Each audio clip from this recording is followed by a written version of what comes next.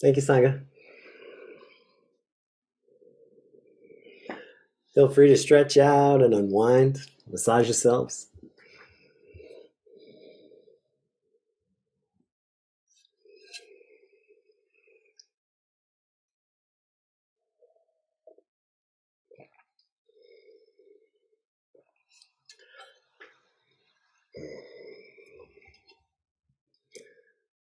The teaching on this cup is one of Thay's gathas, one of Thay's poems for practice.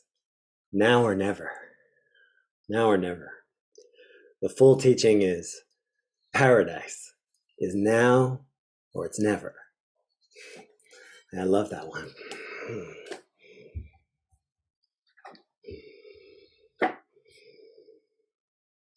Well, today I'm really excited. It's part 2 of our dive into gratitude. You may remember 2 weeks ago, we had the first part of this talk where we kind of broke down gratitude as a practice and some of the many things that we are practicing and unpacking when we're practicing gratitude. We talked about hard gratitude, the sort of trials and triumphs of practicing gratitude in moments of challenge, doing the hard work of finding the gratitude in moments of seeming failure and experiences of disappointment. And we talked about a few practices so that we could do that push-up. We talked about some mechanics.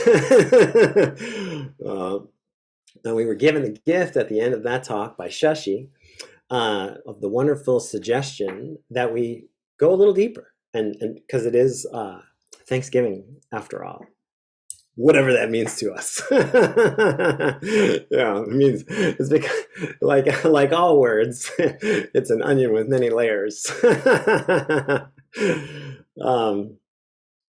And so here we are, gratitude part 2, or perhaps better, given what I want to talk about. If 2 weeks ago we talked about hard gratitude, today I'd like to talk about deep gratitude. I want to talk about deep gratitude, because gratitude is a complete path, right? Gratitude is a door all the way.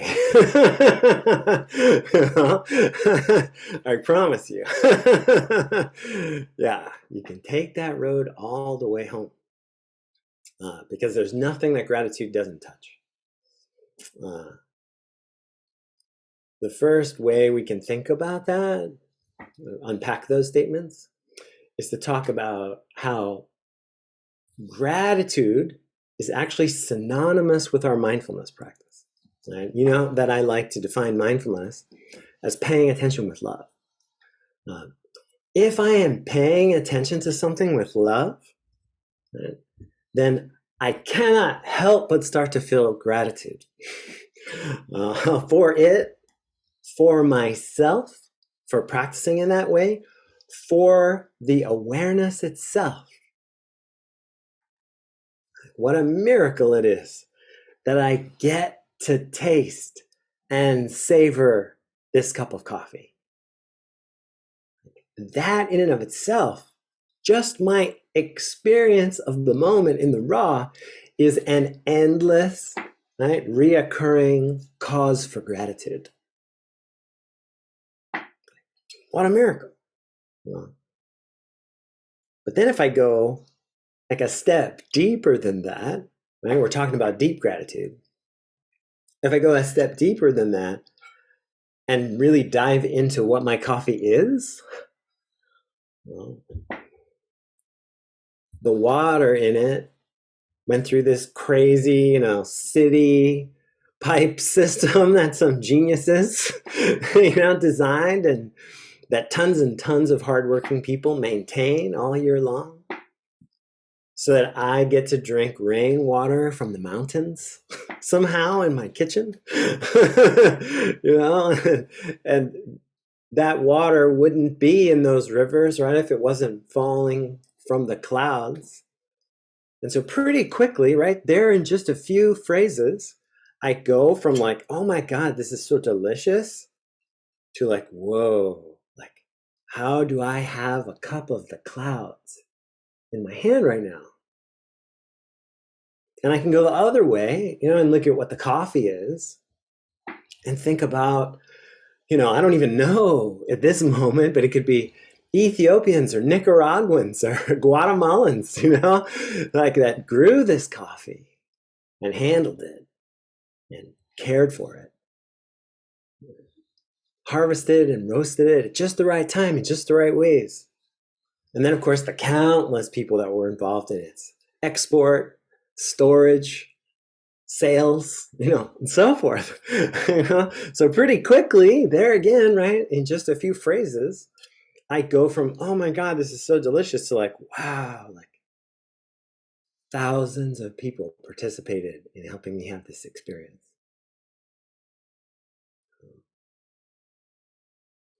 And like Russian nesting dolls, you keep opening them and you keep finding the same thing, right? It's not just endless, it's identically repetitive, and that's where awareness leads. As we go all the way in, and we end up seeing the whole cosmos. If the sun wasn't there, well, then those rain clouds wouldn't be there. Those coffee beans wouldn't have grown, and it just keeps going out like that. And you start to realize, just from paying attention with love, that every single thing in the whole universe, right, has conspired to make this moment and you in it possible. And how can you hold that without gratitude? You kind of can't. They're part and parcel. And so, as you see, right, very quickly, just with our practice of paying attention with love, right, you can touch a kind of a cosmic gratitude.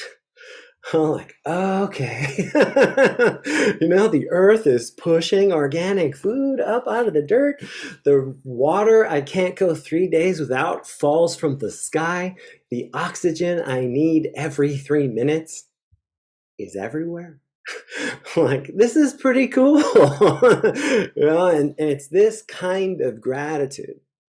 It's cosmic gratitude or deep gratitude that is one of the reasons why Thich Nhat Hanh will say, that we always have more causes and conditions than we need to be happy. We're dissatisfaction machines, right? And so we're always looking for the problem and trying to solve it, looking for the problem and trying to solve it. And this is a veil between us and the reality that the vast majority of our experience right now is very positive and incredibly supporting. Like, my God, we could be in Gaza right now. I don't think anyone on the call right now is in Gaza. Like, the amount of miracles and blessings and privileges that we're experiencing just to be sitting here breathing in our awareness are endless. But we have difficulty, myself included, focusing on them for any length of time, remembering.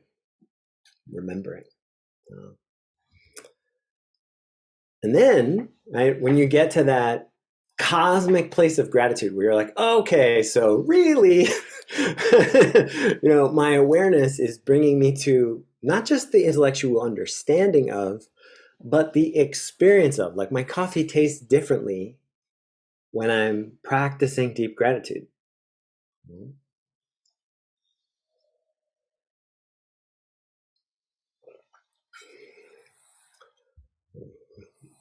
Remembering that Zen is not an idea. It's not a concept. It's an action. Right? It's an action. Nhat Hanh means one action. And we get to pick ours. We get to decide what we want to focus on. I have decided that I want to focus on being mindfulness. That I want to be in that action as often as I possibly can. I want to remember as much as I can. And then when I practice like that, the smaller aspects of myself, like the parts that are called Dave, they diminish. They soften. They quiet. And this other part that we all have, that is our ultimate self, right? You've heard me talk in terms of ultimate reality and everyday reality. As the everyday part of myself, good old Dave, quiets and diminishes and softens. Never fully going away in my experience anyway. But as he listens more, and if, stirs the pot less, then this cosmic part of us has more room on the stage, of our experience. And that's the equivalent of taking off one lens on the camera and putting on another. It changes everything. It changes everything.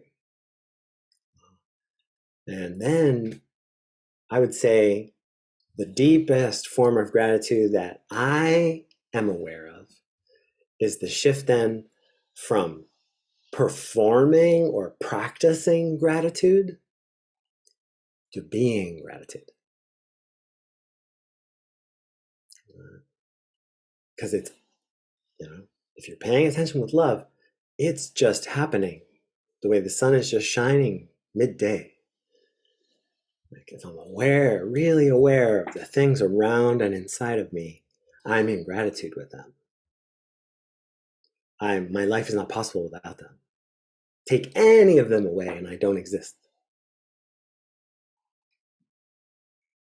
And so just in the way Thai has been so clear with us, like that there is no way to peace, that peace is the way, or as he said it in 2 words, being peace, I would like to make the case that we have an opportunity to do the same thing with gratitude, that rather than trying to cultivate gratitude,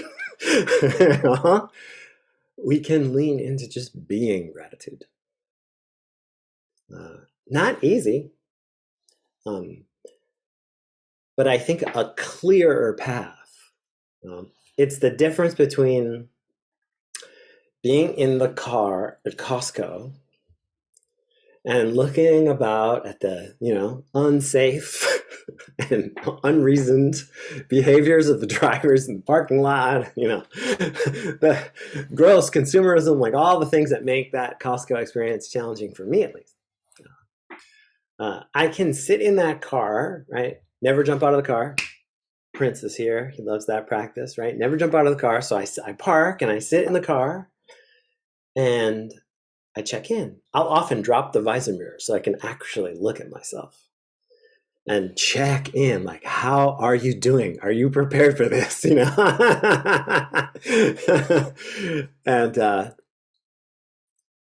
in the past, I used to take on some practice, like, okay, I'm going to be, radiate kindness the whole time, or I'm going to, be calm the whole time.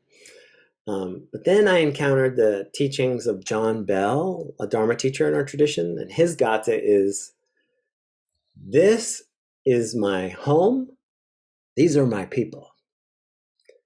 And so his encouragement is to say, this is my home, these are my people, to ourselves all the livelong day, regardless of the circumstances. Because isn't that true? And that I see as the same, as synonymous with sitting in the car, never jump out of the car, and saying to myself, I'm going to be gratitude today as I walk these aisles. I don't know what experiences I'm going to have. I don't have any control. I'm just wading in. But I'm going to be gratitude.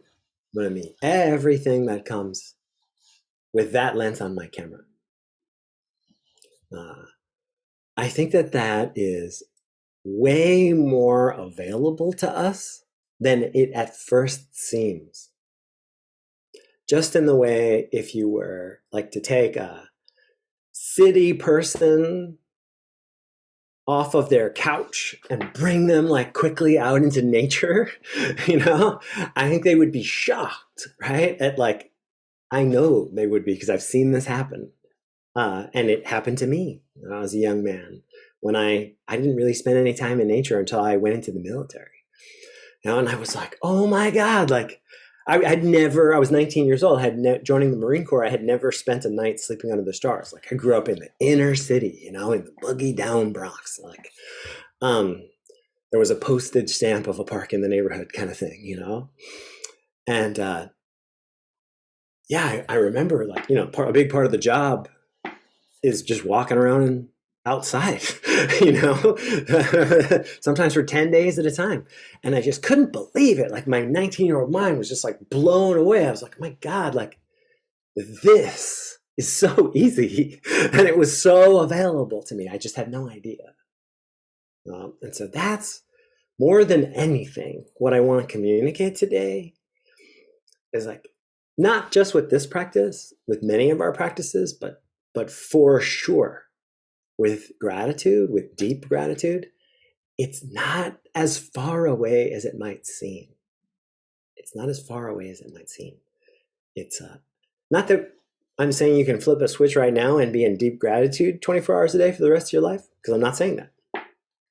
But what I am saying is that like it's easier to put on that lens than we maybe think. And once you have it on, it feels good. So it's not that hard to keep on, and it gets easier and easier and easier. That muscle grows really fast. That muscle grows like a weed, which is to say, like a native plant that's meant to be there and grows easily in that environment without a lot of extra chemicals and fertilizer. All right? Deep gratitude. So maybe I'll stop there. Thank you all so much for listening.